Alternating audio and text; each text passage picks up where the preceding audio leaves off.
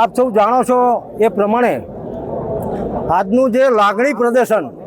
શક્તિ પ્રદર્શન નહીં, લાગણી પ્રદર્શન અનિરુદ્ધસિંહ જાડેજા અને રીબડા પરિવારને એક હૂંફ આપવા માટે, એમને સહયોગ આપવા માટે, એમને સહકાર આપવા માટે આજે સમગ્ર ગુજરાતમાંથી તમામ જ્ઞાતિ સમાજના આગેવાનો, યુવાનો, વડીલો અને બહેનો પણ ઉપસ્થિત હતા. મુદ્દો એ છે કે નામદાર સુપ્રીમ કોર્ટ અને નામદાર હાઈકોર્ટે જે ચુકાદો આપ્યો છે,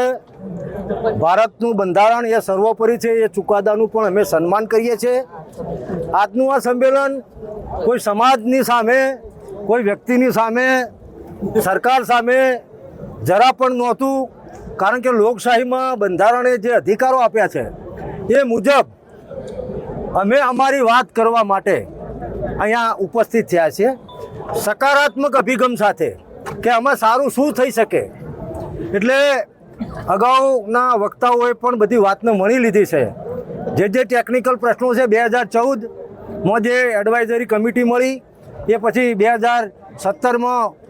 જે નોટિફિકેશન નામદાર રાજ્યપાલ દ્વારા બહાર પાડવામાં આવ્યું, એની જોગવાઈ મુજબ અન્ય કેદીઓને પણ જો સમાજનો કોઈ વર્ગ કે એવું ધ્યાનમાં લીધા સિવાય કેદીને કેદી તરીકે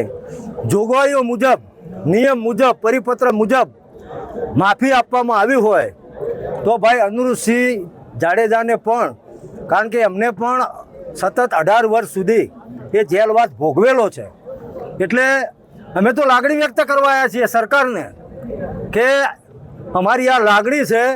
અને સરકારશ્રીની ઉપર અમને પૂરો ભરોસો છે કે આ જે લાગણી છે એ લાગણીનો સરકાર સકારાત્મક રીતે યોગ્ય પ્રત્યુત્તર આપશે. એના માટેનું આ આયોજન હતું.